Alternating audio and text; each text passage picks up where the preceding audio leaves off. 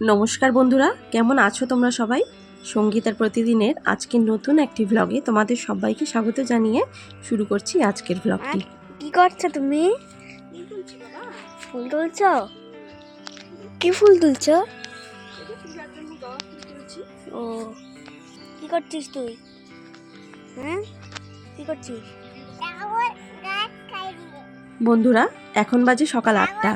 তো সকালবেলায় চলে এসেছি বাড়ির খোলানে পুজোর জন্য ফুল তুলতে। তো সাথে এসেছে আমার ছেলে মেয়ে দুজনেই। তো এটা হচ্ছে বেশ কয়েকদিন আগের ব্লগ, তোমাদের সাথে শেয়ার করবো ভেবেছিলাম, কিন্তু শেয়ার করতে পারিনি।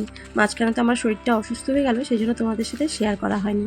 তো বন্ধুরা, আজকে তোমাদের সাথে একটি বিষয় আমি শেয়ার করব। তো কথাটা ভালো করে শুনতে থাকো তোমরা। রাজেশ ও মিতুর সংসারে প্রথম সন্তান আসলো। মেয়ের নাম রাখা হলো টিয়া। খুব সুন্দর ফুটফুটে মেয়ে, দেখতে খুবই সুন্দর। হ্যাঁ, কি করছো তুমি? ও, কাল শিব পূজা না? গাল দুটো একদম তুলতুলে নরম, যে কেউ দেখলেই আদর করতে চাইবে, গালের মাংস ধরে টানাটানি করবে। প্রথম সন্তান তো, যত্নের কোনো ত্রুটি রইল না। সুস্থ স্বাভাবিকভাবেই সে বড় হতে লাগলো। তো একদিন যা ঘটলো শোনো এবার। মেয়ের বয়স 5 মাস, শীতকাল তখন।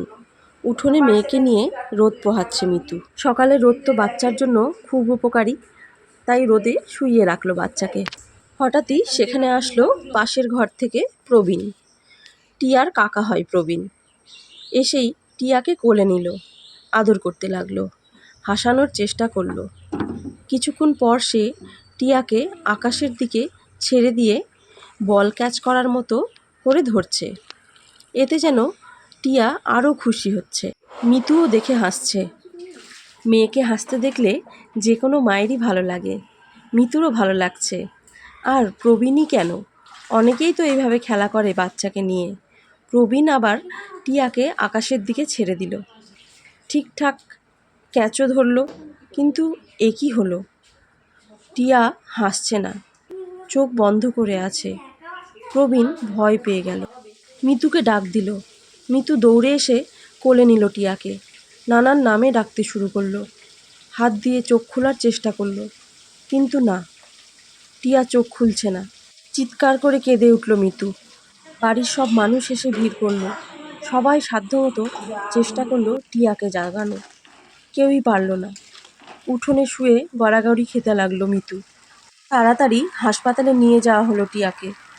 এমার্জেন্সিতে নেওয়ার পরে ডাক্তার পরীক্ষা নিরীক্ষা করে বলল, টিয়া আর নেই, সে আর হাসবে না।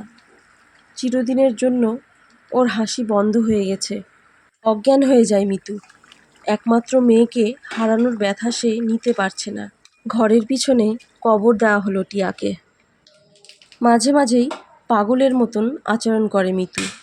রাত নেই বিরেত নেই, সবসময় পাগলের মতন করে। মেয়ের কবরের কাছে দৌড়ে চলে যায়, বিড়বিড় করে কথা বলে। টিয়াকে ভুলতে পারছে না, খাওয়া দাওয়া করছে না, শুকিয়ে যাচ্ছে। অগত্যা মিতুকে নিয়ে অন্য শহরে পাড়ি দিল রাজেশ। বন্ধুরা, এইভাবে কিন্তু কত রাজেশ আর মিতু সন্তান হারানোর যন্ত্রণা বুকে নিয়ে আছে। বাচ্চাদের আকাশের দিকে তুলে আবার কোলে নিয়ে আমরা অনেকেই আনন্দ পাই, বাচ্চারাও পায়। কিন্তু বাচ্চাদের শরীরের অঙ্গ প্রত্যঙ্গগুলি ম্যাচিওর হতে অনেক দিন সময় লাগে। খুব সহজেই সেগুলো আঘাতপ্রাপ্ত হতে পারে। টিয়াকে যখন বারবার উপরে তোলা হচ্ছিল, তখন গ্র্যাভিটির এগেনস্টে তাকে বারবার উপরে তোলায় তার ব্রেনের সাথে মাথার খুলির হাড্ডির বারবার ধাক্কা লাগছিল। যেহেতু তার ব্রেনটাও নরম আর মাথার হাড়টাও নরম, তাই হাড়ের সাথে বারবার ধাক্কা লেগে তার ব্রেনের ধমনী ছিঁড়ে যায়। ব্রেনের ধমনী ছিঁড়ে রক্তক্ষরণ হতে শুরু করে। আর এইভাবেই নিষ্পাপ শিশুটিকে চিরতরে চলে যেতে হয়। বন্ধুরা, আমরা কিন্তু প্রায়শই বাচ্চাদের সাথে এই ধরনের খেলা উপভোগ করে থাকি। কেউ কিন্তু জেনে বুঝে এরকম করে না।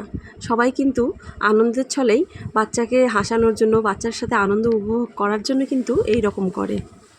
তবে কি বন্ধুরা, জ্ঞানে অজ্ঞানে করা এই রকম খেলা বাচ্চাদের সাথে এটা কিন্তু ক্ষতির কারণ হয়ে দাঁড়াতে পারে। আমরা কিন্তু প্রায়শই নিজেদের বাচ্চাদের সাথে অথবা আশপাশেও দেখি এই রকম বাচ্চাদের সাথে কিন্তু আমরা এই ধরনের খেলা উপভোগ করে থাকি। তবে কেউ তো নিজের ইচ্ছে করে কিছু করে না, জ্ঞানে অজ্ঞানে এই রকম ধরনের জিনিসগুলো আমরা করে থাকি। তবে যে একটা বাচ্চার ক্ষতির কারণ হয়ে দাঁড়াতে পারে সেটা যদি কেউ জানতে পারে, অবশ্যই হয়তো তারা এই কাজটি করবে না। আমার এই বিষয়টি বিশেষ করে বলা যে আমি নিজেও কিন্তু এই জিনিসটা জানতাম না। তো হঠাৎ করেই মোবাইল স্ক্রল করতে করতে এইরকম একটা জিনিস দেখতে পাই, তো ভাবলাম যে না, নিজেও যখন জানলাম জিনিসটা কিন্তু আর 5 জনের সাথে আমার শেয়ার করা খুবই দরকার। কারণ বাচ্চাদের সাথে যখন রিলেটেড জিনিসটা, তখন কিন্তু আরও কেউ জানলে তাহলে কিন্তু সবার কিন্তু খুব উপকার হবে। তো বন্ধুরা, তোমাদের কাছে আমি অনুরোধ করব, এই জিনিসটা তোমরা বেশি বেশি করে তোমাদের নিজেদের বন্ধুবান্ধব আত্মীয় স্বজনের মধ্যে শেয়ার করো। আর গল্পটা কিন্তু আমার নিজস্ব গল্প নয়, আমি একটা জায়গায় এই বিষয়টি দেখলাম জন্য আমি নিজের মতন করে উপস্থাপনা করলাম তোমাদের কাছে। তো বন্ধুরা, আজকের গল্পটি কেমন লাগলো অবশ্যই একটি কমেন্ট করে আমাকে জানিও। আর যদি ভালো লাগে অবশ্যই একটি লাইক করো, আর আমার চ্যানেলটি সাবস্ক্রাইব করে আমার পাশে থেকো। তোমরা ভালো থেকো, সুস্থ থেকো, সাবধানে থেকো। দেখা হচ্ছে পরের আরেকটি ভ্লগে।